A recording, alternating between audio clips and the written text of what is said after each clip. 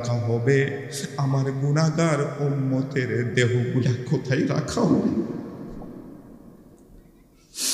আমার গুনাহগার উম্মতেরা যখন ইন্তেকাল করবে তার দেহগুলা কোথায় রাখা হবে রে জিবরাইল? কোন জায়গায় রাখা হবে? আল্লাহ রাব্বুল আলামিনের সিদ্ধান্ত কি একটু জানাও। জিবরাইল ৬০০০ ডানা মেলে আল্লাহ রাব্বুল আলামিনের দরবারে উপস্থিত হলেন। আল্লাহ রাব্বুল আলামিনের পক্ষ থেকে সিদ্ধান্ত জানানো হলো, পয়গম্বরকে জানানো হলো, পয়গম্বর আপনার গুনাহগার উম্মত যখন মারা যাবে, দেহ থেকে যখন রূহটা আলাদা করা হবে, তখন পুকুর পাড়ে, বাঁশ ঝাড়ে, অমুক ময়দানে, অমুক জায়গায়, অর্থাৎ পৃথিবীর জমিনে মাটির নিচে কবরস্থ করে রাখা হবে। এটাই আল্লাহ রাব্বুল আলামিনের সিদ্ধান্ত। চিৎকার করে একটু বলুন সুবহানাল্লাহ। পয়গম্বর আলাইহিস সালাতু ওয়াস সালাম বিচলিত হলেন না, কিং কর্তব্য বিমূঢ় হলেন না, হতবিম্ব হলেন না, কোন রকম বাকরুদ্ধ হলো না। পয়গম্বর ডাক দিয়ে বললেন, জিবরাইল,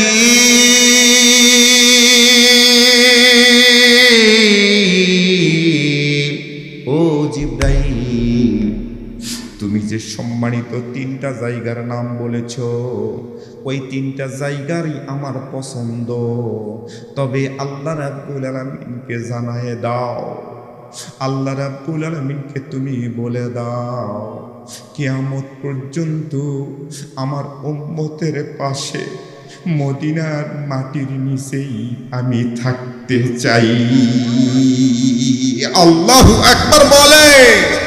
এটা হচ্ছে আমাদের নবী, তিনি শুধুমাত্র জীবিত অবস্থায় শাহেদের দায়িত্ব পালন করেন নাই, ইন্না আরসালনাকা শাহিদাও, তিনি কবরে রওজার মধ্যে হায়াতুন নবী বলা হয়েছে, ওখান থেকেই শাহেদের দায়িত্ব পালন করছেন। সুবহানাল্লাহ বলে। মান সাল্লা আলাইহি ওয়াহিদাতান সাল্লাল্লাহু আলাইহি আশরা,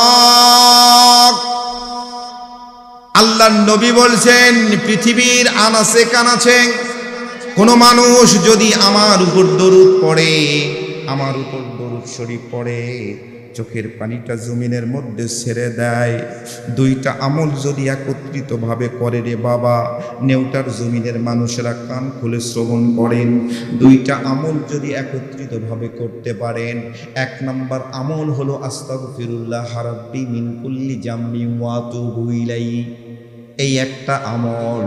আরেকটা আমল হলো আল্লাহ রাব্বুল আলামিনের